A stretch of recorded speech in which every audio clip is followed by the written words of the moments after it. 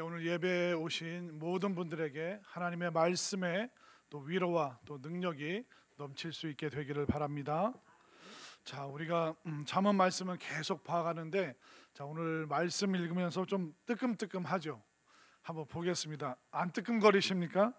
큰일 났네. 자, 6절 말씀을 한번 보겠습니다. 마이크 볼륨을 좀 높여주시면 고맙겠습니다. 자, 6절 말씀 읽겠습니다. 시작. 게으른 자여 계미에게 가서 그가 하는 것을 보고 지혜를 얻으라. 자, 게으른 자여라고 이렇게 말하고 있는데, 그 성경 히브리어 원어로 보면 그 게으른 자가 아니라 쓸모없는 자여.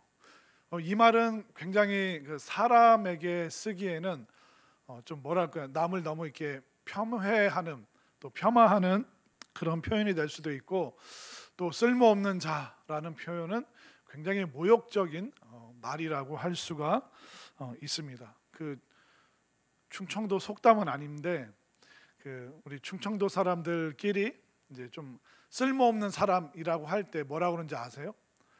내비둬, 애는 착혀. 그게 좀 쓸모없다, 이걸 이제 돌려서 하는 말인데, 성경은 이렇게 말하고 있습니다.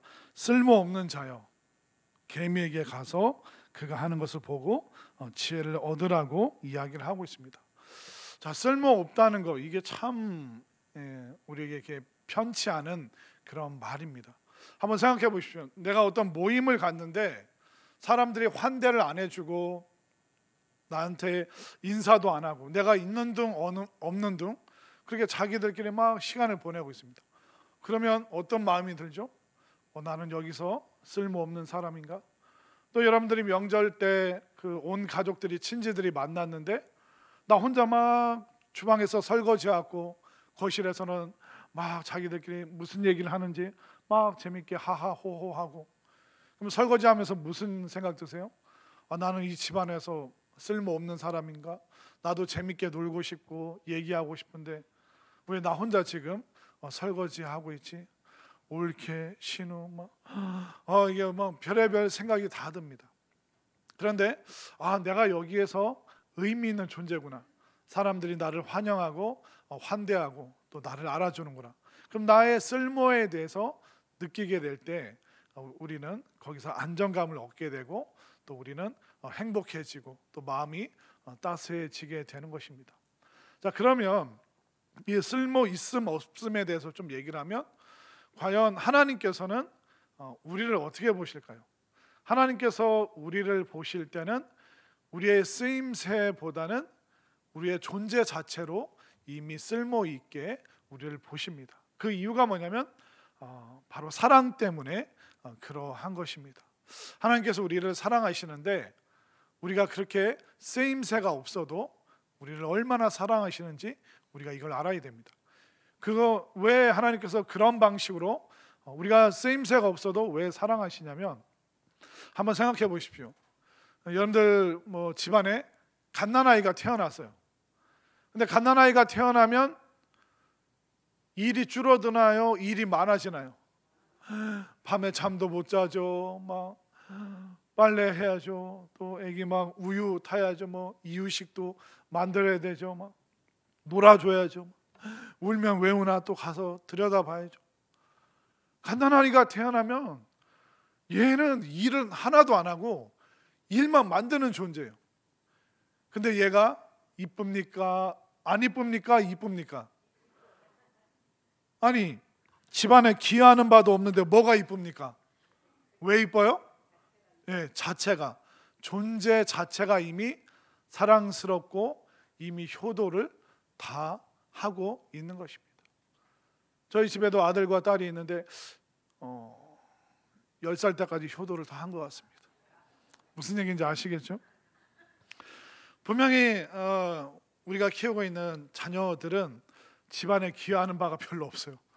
먹는 건 많이 먹고 달라는 것도 많고 막 해줘야 되는 것도 많고 기여하는 바가 없어요.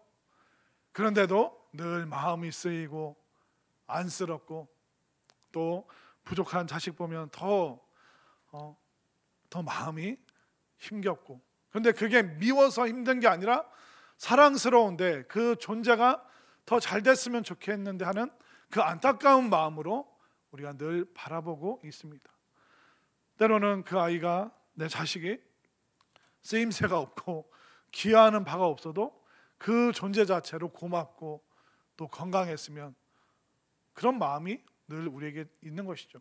하나님께서도 우리를 보실 때 이미 첫 번째는 우리 존재 자체로, 우리가 큰 쓰임새가 없어도 하나님께서는 우리 존재 자체로 이미 쓸모있고 또 우리 존재를 사랑하신다는 것을 분명히 믿으시기를 바랍니다.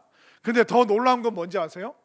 우리 존재 자체로 이미 사랑하시고 기뻐하시는데 우리가 하나님 나라 위에서 쓰임새 있게 또 쓸모 있게 살아갈 수 있도록 우리에게 힘과 또 지혜와 능력과 또 많은 자원을 주셨다는 것을 믿으시기를 바랍니다.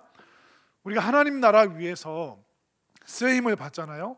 와, 이거만큼 우리가 보람되고 기쁜 일이 없습니다. 내가 노력하고 또 내가 애쓰고 또 사람을 위해서 신경을 쓰고 그랬더니 그 사람이 이제 잘 성숙하고 자라가고 또 그 사람이 누군가를 전도하는 모습을 보게 되고, 그러면서 이제 하나님 나라를 위해서 내가 이렇게 쓰임새 있게 살아갈 수 있구나. 또 내가 작은 교회를 위해서 또 선교지를 위해서 늘 기도하고 있는데 정말 귀한 소식들이, 정말 아름다운 소식들이 또 부흥의 이야기들이 들려질 때, 야, 내 기도가 헛된 것이 아니라 하나님께서 나의 기도를 정말 쓰임새 있게 사용하여 주셔서 정말 하나님 나라를 위해서 내가 기여할 수 있게 해주시다니, 우리가 하나님께서 우리 존재 자체를 이미 귀하게 여기시지만 또한 우리에게 하나님 나라를 위해서 많은 쓰임새를 우리에게 주셨기 때문에 여러분들 각자의 그 부르심대로 또 재능과 은사를 따라서 또 여러분들이 가지고 있는 그 재주를 따라서 정말 하나님 나라 위해서 쓰임새 있게 사용받으시기를 바랍니다. 자, 그렇기 때문에 우리가 하나님 나라 위해서 쓸모 있는 존재인데 하나님 나라 위해서 쓸모 없는 존재가 되려면 게을러지면 된다는 거예요. 그런데 우리가 게으름을 벗어나면 어떻게 될까요? 하나님 나라 위해서 우리가 쓸모 있는 쓰임새 있는 그런 존재가 되고 그런 인생이 될 수 있구나. 그렇기 때문에 솔로몬이 우리에게 알려주고 있는 것이 뭐냐면, 우리가 하나님 나라 위해서 쓸모 있는 존재가 되기 위해서는 뭘 배워야 된다. 그럼 어디 가서 뭘 배워야 되느냐? 계미를 좀 보고 배워라 라고 우리에게 얘기를 하고 있습니다. 자, 도대체 개미에게, 이 작은 개미에게 가서 배울 게 뭐가 있을까요? 자, 오늘 본문 7절과 8절을 한번 볼까요? 7절을 제가 8절 여러분들 읽겠습니다. 개미는 두령도 없고 감독자도 없고 통치자도 없으되 먹을 것을 여름 동안에 예비하며 추수 때 양식을 모으느니라. 자, 개미한테 먼저 배워야 될 것은 뭐냐면, 개미는 지도자가 없어도, 이끄는 사람이 없어도 일을 한다라고 말하고 있습니다. 제가 이게 진짜 그런지 안 그런지 보고 왔어요. 서천에 가면 생태공원이라고 있거든요. 거기에 갔더니 어떤 장로님인가 권사님인가 목사님, 여기 아주 신기한 게 있다고. 뭐가 신기한 게 있습니까? 여기 방에 가면 온 방이 개미 천지라고. 거기 한번 가보시죠. 아니, 그 깨물리면 어떻게 해요? 그랬더니 막 웃으면서 걱정하지 마시라고. 이게 유리 벽 안에 걔네들이 다 이렇게 있는데 아주 걔네들이 움직이는 거 보면 기가 막히다고.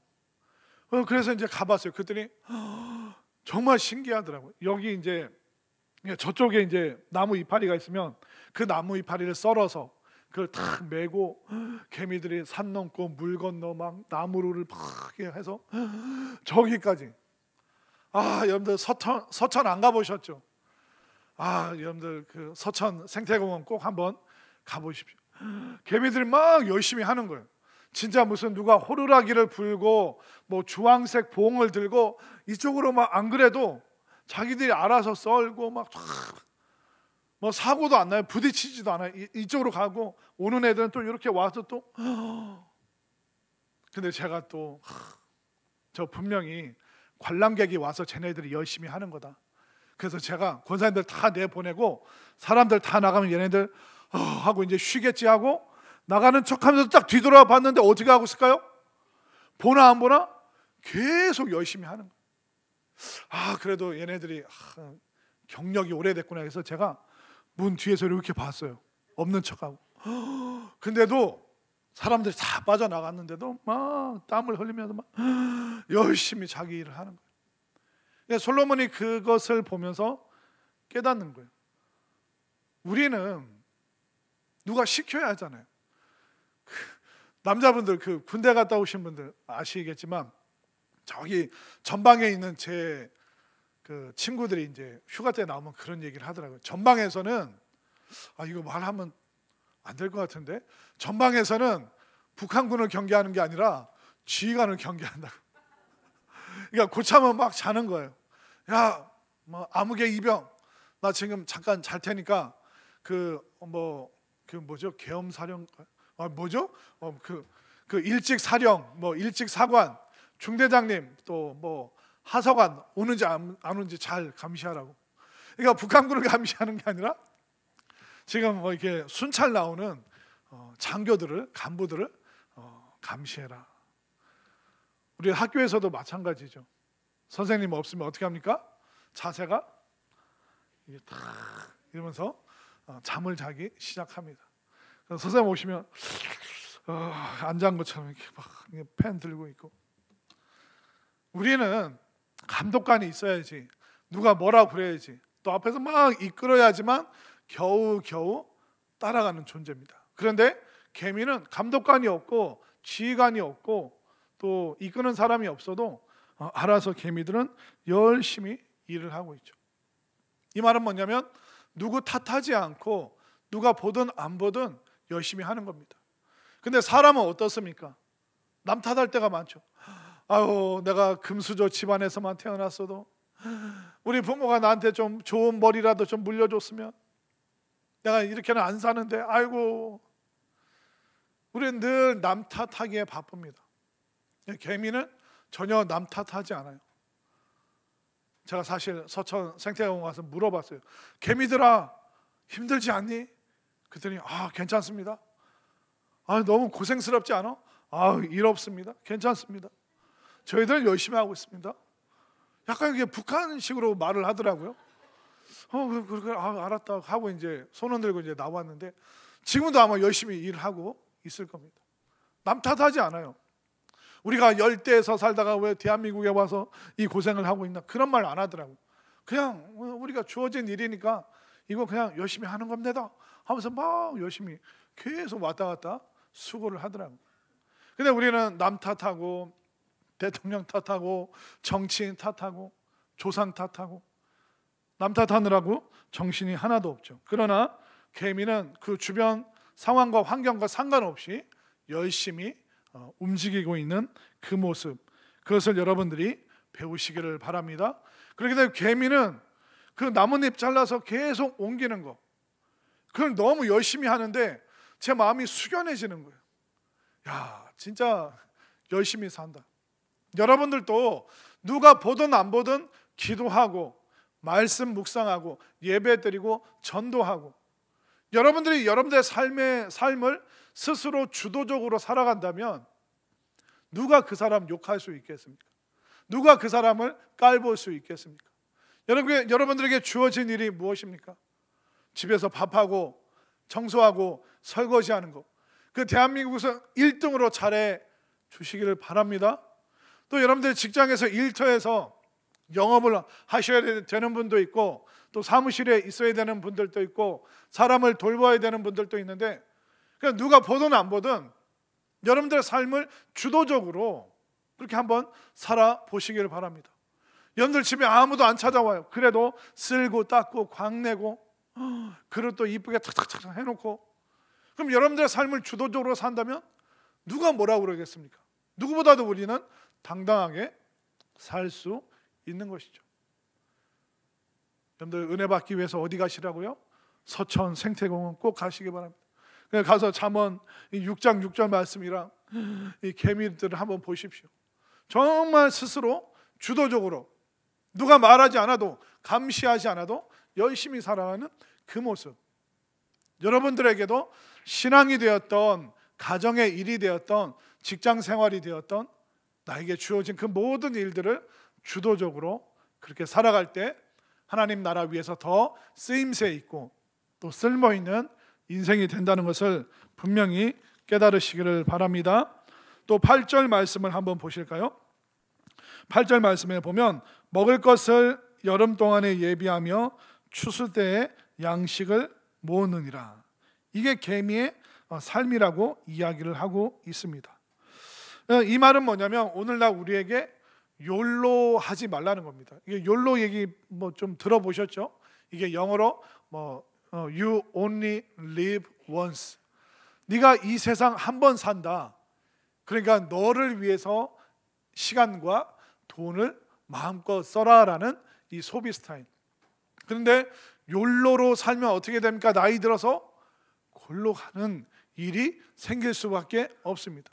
그러니까 욜로로 막 돈도 없는데 해외여행 다니고 돈도 없는데 막 비싼 거 사 먹고 그렇게 몇 년 그게 유행을 한번 확 했다가 그걸 그때 그 당시에 그걸 탕진잼이라고 했습니다. 내 돈 벌어서 한 달 벌어서 번 거보다 더 쓰는 거, 와 이게 탕진하는 거 너무 재밌다. 그게 몇 년 유행했던 소비 스타일입니다. 근데 그 욜로 하는 생활이 쏙 들어가 버리고 말았죠. 왜? 욜로로 살다 보니까 힘든 시간, 고통스러운 시간, 그 돈을 갚아야 되는 시간이 오니까 잠깐 한 3, 4년 그 반짝 젊은이들 사이에 유행했다가 지금은 사라지고 말았습니다. 왜 그럴까요? 왜 사람들은 저축하고 모으고 미래를 위해서 준비하는 걸 못할까요? 왜 그러냐면 우리가 사회적인 비교 때문에 그렇습니다. 우리는 그냥 열심히 살면 되는데 내 친구는 어디 갔다 왔대, 누구네 집은 뭐 먹고 왔대, 뭐 마시러 다닌대, 뭐 한대, 뭐 샀대, 뭐 바꿨대. 그러니까 사회적 비교 때문에 우리는 절대적으로 잘 살고 있는데도 나는 그지 같아, 나는 왜 이렇게 가난하게 살까, 나는 왜 이렇게 누리지 못할까. 그런 비교 때문에 우리 마음이 공허해지고 불행해지면서 자꾸 탕진하고 미래를 위해서 준비를 해야 되는데 준비를 안 하고 당장 지금 짜릿한 걸 경험해야 되기 때문에 계속 우리는 불필요한 지출과 소비를 많이 할 때가 있습니다. 그런데 사람의 속성이 계속 새로운 것을 추구하는 것이 사람의 본성입니다. 한번 예를 들어 생각해 보십시오. 여러분들 직장 생활하는데 동료가 야 오늘 뭐 먹을까? 오늘 김치찌개, 된장찌개 먹을까? 그럼 여러분들 뭐라 그래요? 그건 어제 먹었어. 그러면 짜장면, 짬뽕 먹을까? 그럼 지난 주말에 먹었어. 야 좀 뭐 새로운 거 없어? 그래 새로운 게 뭐가 있나? 잠깐만 검색 좀 해볼까? 그러니까 우리는 사람은요 그 똑같은 자극으로는 만족이 안 됩니다. 그런데 여러분들이 아셔야 될 게 뭐냐면 인간이 느끼는 이 미충족감은 영원히 채울 수가 없습니다. 계속 더 자극적이고 새로운 식당, 새로운 음료, 새로운 장소, 새로운 곳, 새로운 사람, 이걸로 계속 끊임없이 자극을 하고 새로운 것을 경험해야지 내가 살아있는 것 같고, 그러나 해 아래 새 것이 없습니다. 그리고 우리가 미충족감, 채워도 채워지지 않는다. 인간의 이 자극과 본능은 아무리 채워도 만족감이 없습니다. 여러분들 그 제주도 많이 가보셨나요? 우리는 제주도 가면 거기 살면 얼마나 좋을까 그런 생각을 하지 않습니까? 저도 이제 교단에 이제 저보다 한 10년 정도 선배분들이랑 얘기를 하는데 이게 제주도 거기 가보면 참 좋을 것 같다고. 저도 한 2번 가봤나 지금까지? 가보니까 좋더라고요. 제주도 뭐 여름에 가면 좋고 겨울에도 막 따뜻하니까 좋겠어요. 그랬더니 거기서 탁 10년 선배분이 한 분이 탁 책상을 탁 치면서 일어나는 거예요. 내가 제주도에서 5년 동안 목회를 해봤는데 제주도 좋은 거 1년이면 끝나더라 하면서 그분이 30분 동안 막 얘기를 하는 거예요. 처음에 이제 제주도 이제 부목사님으로 이제 부임을 했는데 너무 행복하더래요. 동쪽으로 가도 바다, 서쪽으로 갔더니 또 새로운 바다, 북쪽으로 갔더니 또 뭐가 있어요? 또 새로운 바다가 있고, 남쪽에 갔더니 또 바다가 있고, 우와, 한라산도 보이고. 그래서 시간만 나면 사모님과 애들 데리고 와, 여기도 가보고 저기도 가보고, 야, 이게 진짜 행복이구나, 하나님 감사합니다 그랬대요. 근데 그 새로운 자극과 그 충족감이 몇 년 갔을까요? 예, 딱 1년. 1년 지나니까 그 봄이 그 봄이고 그 여름, 그 가을, 그 겨울 똑같더라는 겁니다. 그 1년 지나니까 이 새로운 것이 더 이상 자극이 안 되더래요. 더 이상 나에게 행복감을 안 주더래요. 그러다 한 3년쯤 됐나?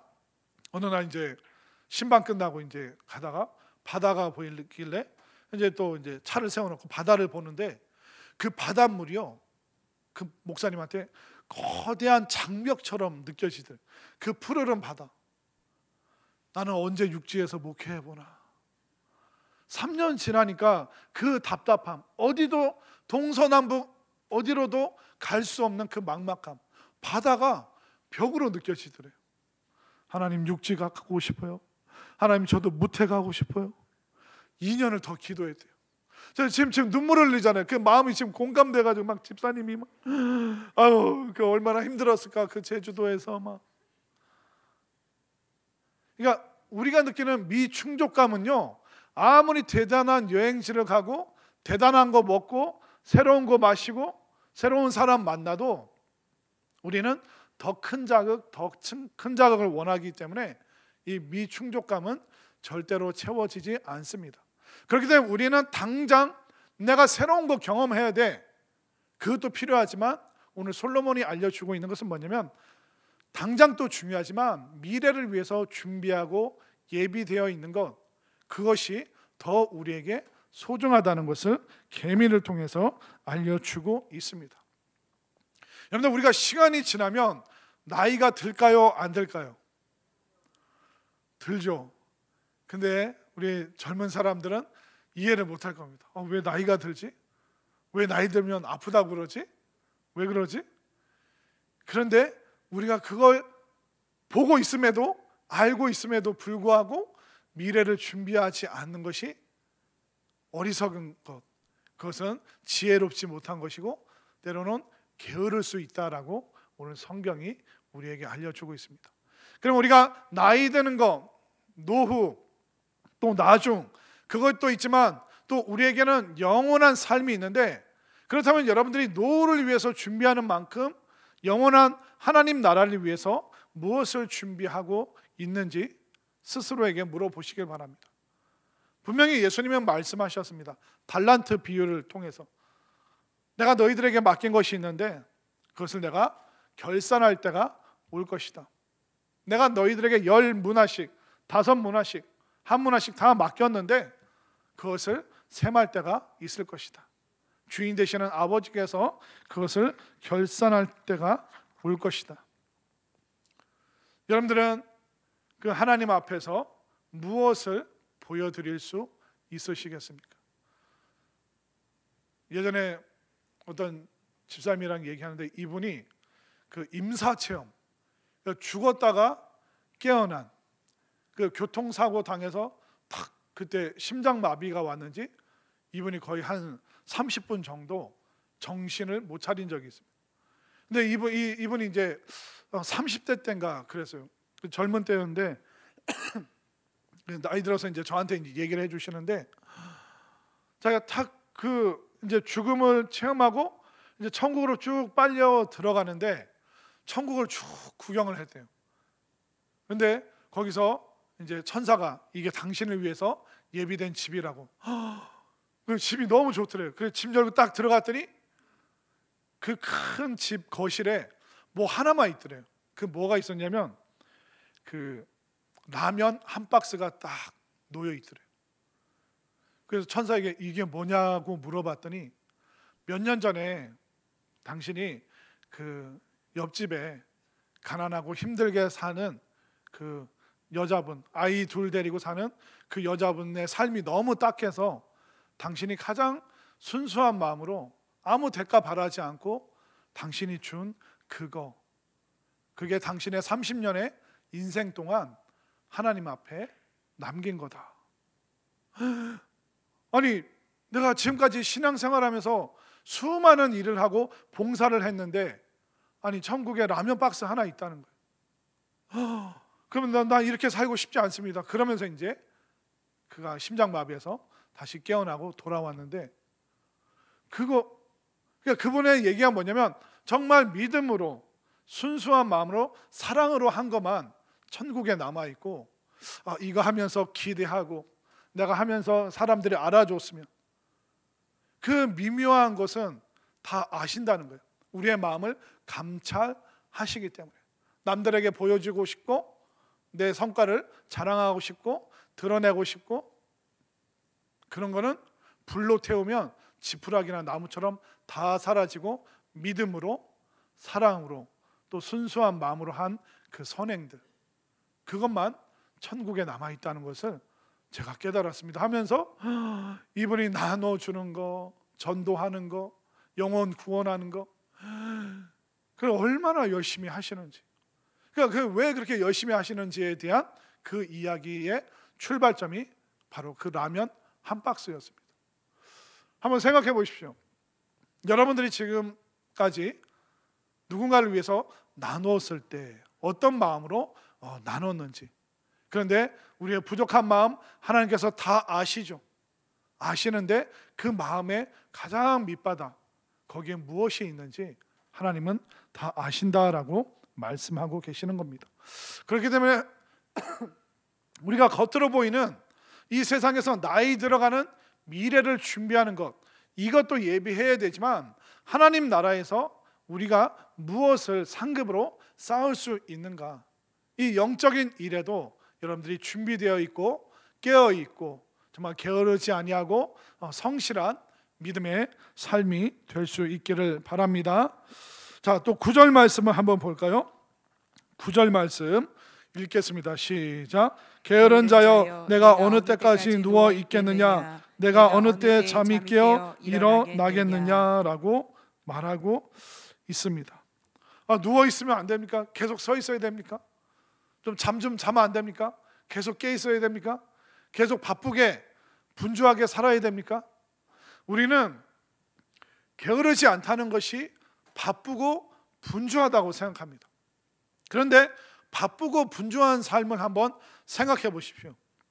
마음의 변화는 없고 성장과 성숙도 없고 믿음의 진보도 없는 상태에서 매일 바쁘고 정신없는 삶.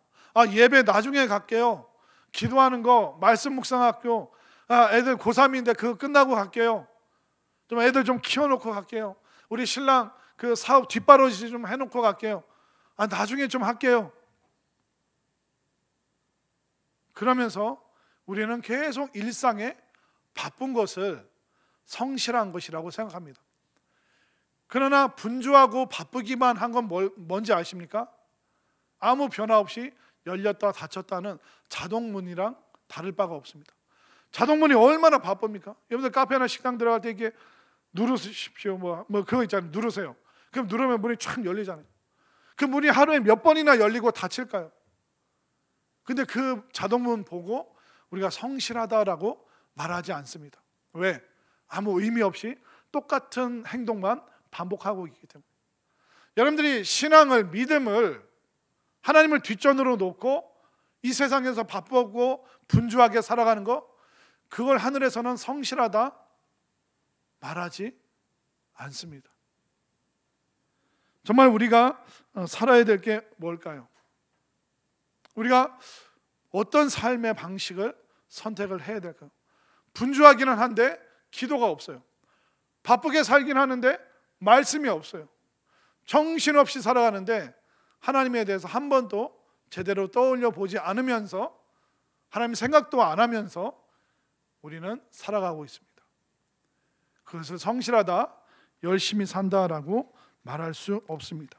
영적으로 들여다보면 너무나도 빈곤하고 빈약한 그런 사람 오늘날 너무 많지 않습니까? 그렇기 때문에 우리는 게으름을 벗어나기 위해서는 바빠져야 되는구나, 그것이 아니라 그 바쁨과 분주함이 내가 변화가 일어나고 하나님 나라 위해서 쌓아가는 것이 있고 정말 주님과 더 친밀해지는 그 과정 속에서 분주함이고 바쁨인지, 아니면 영원한 것은 하나도 없고 그냥 일상에 매여서 그냥 의미 없고 그냥 고단한 반복만 있는 것은 아닌지 다시 한번 살펴보시기를 바랍니다. 자, 그 다음 10절 말씀 함께 읽겠습니다. 시작. 좀 더 자자, 좀 더 졸자, 손을 모으고 좀 더 누워 있자 하면. 자, 여기서 반복되는 단어가 나오고 있죠. 그게 뭐냐면 좀 더, 좀 더, 좀 더 세 번이나 말하고 있습니다. 근데 게으름의 특징이라는 게 뭐냐면 계속 게으른 게 아니에요. 게으름의 특징은 뭐냐면 조금씩 미루는 겁니다. 이거 다 해봐서 아시죠? 오늘도 교회 올 때 무슨 생각하셨어요? 지금 영하 1도인데 교회를 갈까 말까? 우리 학생들은 어떨까요? 내일 시험인데 공부할까 말까? 유튜브 1시간만 딱 보고 열심히 공부해야지. 여러분들도 일할 때 일 열심히 해야 되는데 컴퓨터 한 30분만 하고 일해야지. 성경 봐야 되는데, 기도해야 되는데, TV, 텔레비전 지금 드라마 지금 정우성이 아니라 누구지? 요즘에 유명한 사람들 조인성 나오는데 조인성 내가 조금만 보고 기도하고 말씀 봐야지. 그러니까 이게 조금씩 미루는 거 우리 전문가예요. 우리는 다 이거 너무나도 잘하고 있습니다. 근데 조금씩 미룬다는 게 뭐냐면 결국 자기를 속인다는 거예요. 제대로 안 할 거면서 스스로에게 위안을 삼는 거예요. 요 게임만 하고 다음 거 해야지. 근데 계속 자기를 속이는 거예요.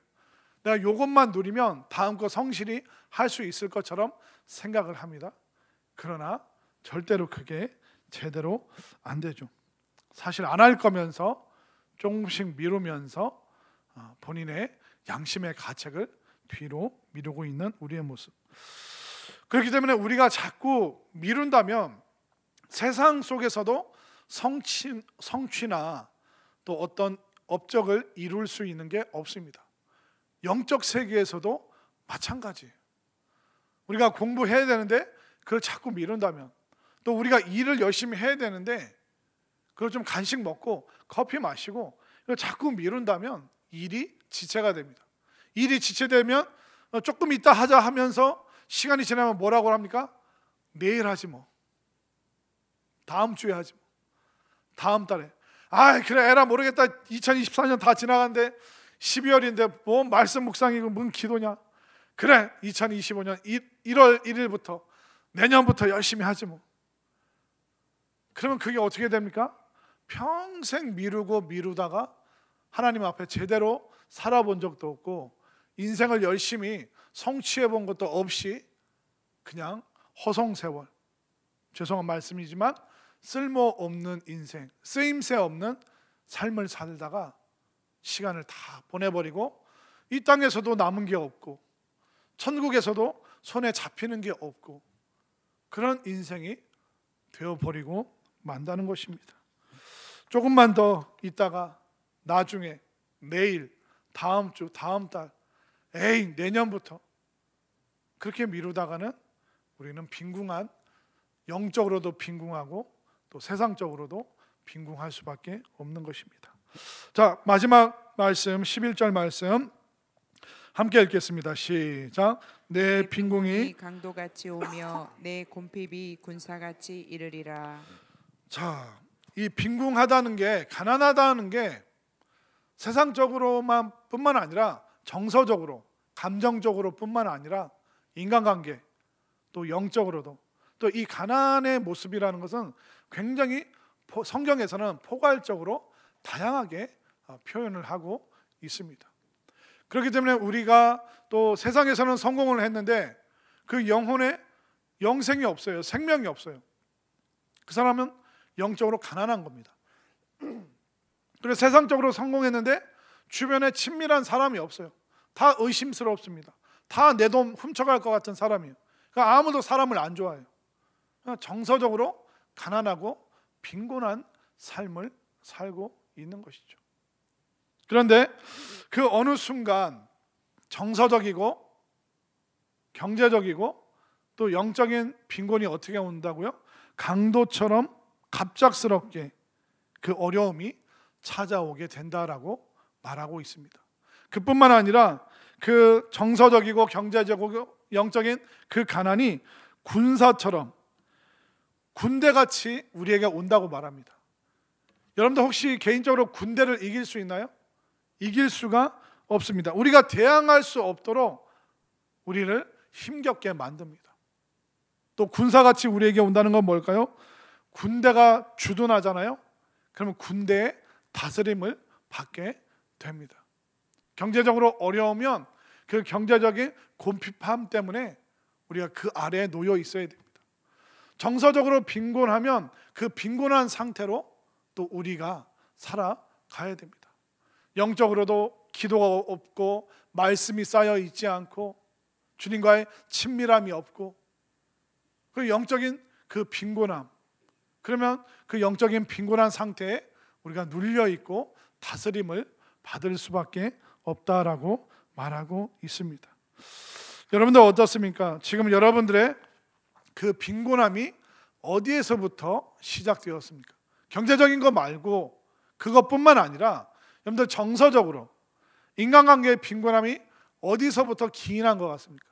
지금 영적으로 교회는 오래 다녔는데 영적으로 기도와 말씀, 은혜가, 믿음이 지금 내 속에 남은 게 없다면 왜 나는 이 영적으로 지금 빈곤한 것일까? 그 원인이 어디서부터 시작되었을까? 여러분 곰곰이 한번 생각해 보셨으면 좋겠습니다. 잠언의 말씀은 우리에게 지혜를 알려주고 있습니다. 지혜는 인간의 본성과 다릅니다. 그리고 지혜는 우리가 때로는 원하지 않을 때도 있습니다. 왜냐하면 이 지혜를 얻는 것이 그렇게 쉬운 일이 아니기 때문에, 또 지속적으로 끊임없이 그 일을 해야 되기 때문에. 그러나 우리가 지혜를 갖게 된다면, 또 우리의 삶의 방식이 지혜를 따라간다면 그 풍성함은 너무나도 크고 놀랍고, 그 풍성함을 내가 누릴 뿐만 아니라 영적이고 정서적이고 또 경제적인 그 풍성함을 또 많은 사람들과 함께 나누고 누릴 수 있는 그 은혜를 우리 주님께서 주시길 원하신다는 것을 믿으시기를 바랍니다. 예수님이 뭐라고 하셨습니까? 내가 양으로 생명을 얻게 하고 더 풍성히 얻도록 한다라고 말씀하셨습니다. 예수님께서는 30배, 60배, 100배의 삶을 말씀하셨습니다. 게으른 사람은 그 풍성한 삶이 무엇인지 경험 못합니다. 그 세계에 들어가지도 못합니다. 그게 있는지도 모릅니다. 그러나 말씀 듣고 예배하는 오늘 수요예배 오신 여러분들은 정말 주님께서 우리가 이 땅 살아가는 것뿐만 아니라 내 정서적으로도 영적으로도 나에게 풍성함을 주기를 원하시는구나. 내가 이 지혜의 말씀, 이 성경 말씀을 내가 따라가고 순종하면서 나도 정말 풍성한 삶을 살 뿐만 아니라 내가 존재 자체로도 사랑받겠지만 정말 하나님 앞에서 하나님 나라 위해서 쓰임새 있고 쓸모 있는 그런 인생 되어서 내가 많은 것을 누릴 뿐만 아니라 나눌 수 있는 그런 인생 살아가고 싶습니다. 그렇게 결단하고 또 소원하는 우리 모두가 될 수 있기를 간절히 소망합니다.